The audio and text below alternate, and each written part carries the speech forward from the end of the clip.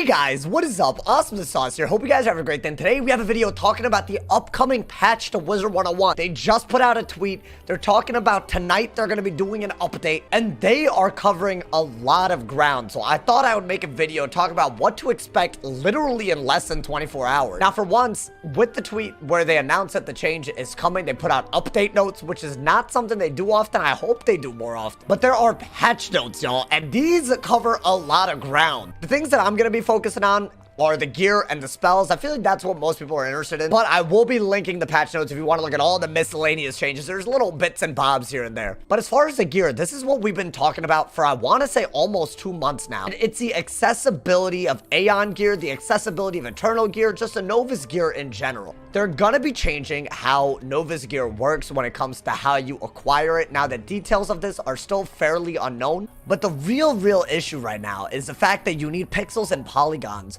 many, to create each piece of gear, and you need school-specific tier 2 gear. I assume that they're going to remove the school specificity of the tier 2 gear, as in you don't need like a balanced tier 2 robe to make a balanced tier 1 robe. However, the number of tier 2 robes you might need to craft a tier 1 robe might increase, so it might still be very hard to craft this gear. Hopefully, they took feedback from the community into account on this, because I think a lot of people did not feel like they were comfortable with the idea of needing to get like 5 to 7 tier 2 robes to make one robe. That seemed to be the suggestion they were making. The other thing that really stuck out on the update notes, it looks like they're doing some sort of gear audit across multiple end of content, gear sets. And I think what they mean by end of content is the fact that, like if you finish the first arc, if you finish the second arc, as in you're done with Chrysalis, when you finish those worlds, you basically end up having some sort of power increase. Like, for example, right, at the end of the first arc, you gain critical. In the end of the second arc, you gain shad chance. So there's a chance that they might be adding gear to complement the fact that you reach a new level of power at the end of that arc. Would that include things like Waterworks gear, Tartarus gear, Darkmoor gear? That's the real question. But if it does, this could have gigantic implications for PvE and PvP. Let's not forget that for a lot of people that don't do raids, Darkmoor gear is the best hitting set. You might have a situation where casual players that are especially affected by the relative inaccessibility of raids, they might actually feel even more disenchanted with the game than they do currently with raids in the way they are. Essentially, it might create some tension, especially for PvEers, which is the biggest part of this game. Most people that play this game do the PvE part. They'll do other side activities, but generally they'll be PvE, right? If they feel like they can't access raids and Darkmoor gear becomes worse, that might be a source of tension. I hope they handled that properly. Apparently, this audit will also involve crown sets, which makes me think that, that could be a little weird. Like, what about Motorist Robe? What about Turquoise Robe? These are robes that have been very meta in PvP until very recently. Are those going to be better? Are they going to be updated to level 160? Is that going to be a thing? Lots of room for a shake-up in the meta, especially considering the season.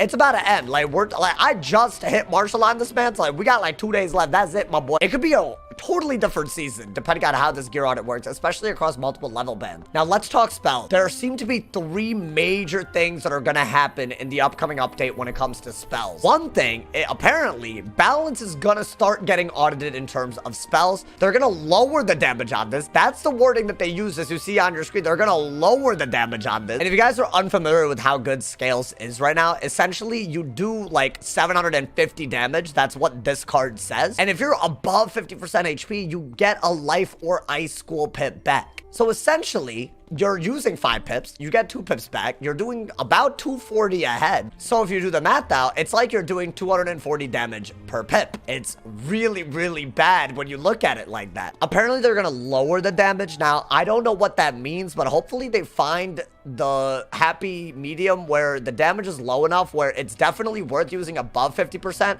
but it shouldn't be as viable when you're below. A conditional should be good when you meet the condition. It should be suboptimal when you're not at the condition, or at least on par with every other spell, which currently this is not that way. I think a part of the issue with Scales of Destiny is that they weight school pips differently than regular power pips, because technically they could be harder to get than a regular power pip, but just the simple fact that you get a school pip back, it makes the spell on another level of broken.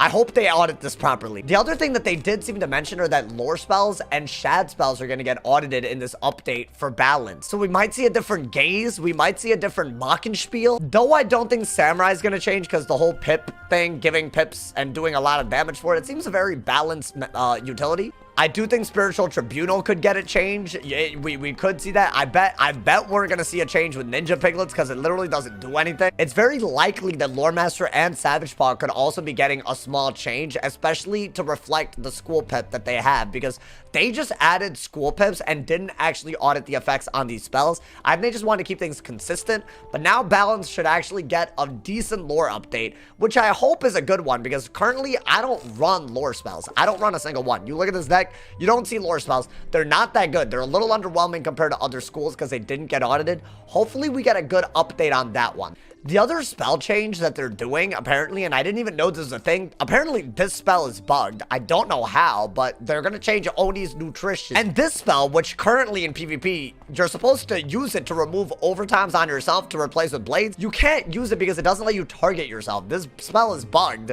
So finally, you're going to have a much better OT counter on a Storm than Oni's Attrition like everyone else uses. And also, they're going to be changing Colossus, and I assume Evil Snowman, even though that's not mentioned within the patch notes. Those spells, they do their effects and then hit with the trap that they create. They're supposed to hit and then leave traps behind. That means that you will not see Ice Wizards spamming the spell, especially in Shrike, and getting a gigantic hit out of nowhere. It's a huge tempo swing. It's not appropriate on an ice. I'm glad that they're changing this because this was a little bit too cheesy for me. Now, the last thing that they're going to be doing is changing some of the Omen pet talents. If y'all don't know, these exist. They're will casts in PvP. What they do is you can basically just add the card that you get the will cast for to the top of your deck and use it the next round. It's supposed to mitigate deck failing, and you can cycle while knowing that at any given point you can pull the card that you need. Now, these are a really good concept in my opinion, but they were very limited by the fact that you could only use 2 per game. They're going to be increased to 3 per game, which I think for some schools is going to matter a lot. Now, the only unfortunate part about this is right now you only have a limited supply of Omen spells. They basically, each school only has 1, and they're all like the main Rochambeau spells that have the most to do with school identity, meaning Fires is going to counter shields and create overtimes. For example, right, Mitt, it's going to counter weaknesses, create traps. That's called Ivan's Omen. But these could be interesting. I'm still a little unconvinced until I see more of these Omen talents, because some schools have really good Rochambeau spells that just aren't covered by these will casts. I would love to see those added with the 3 use cap thing. I think it would be cool. We might see, I might try to make content with these. I don't know if 3 is going to make a big difference. I believe it will start to make a difference at that point. We'll definitely see. People could replace Mighty talents, Ward talents, Sniper talents. We don't know really how it's going to affect the meta, but that is something to maybe expect in the upcoming meta. It could be really cool. So those are all the changes that are becoming. If I miss anything, or if there's something like a bombshell dropping tomorrow, I'll make a video on that too. So make sure you turn on subs. Let me know y'all's opinions on all the changes. What do you guys think about the balance spell audit, the Novice Gear stuff, the new gear in general? I'd love to hear y'all's opinions in the comments. As always, drop a like if you enjoyed, leave us a review, and if somebody hasn't told you you're awesome today, they're doing something. I'll see y'all soon. Stay awesome, and yeah.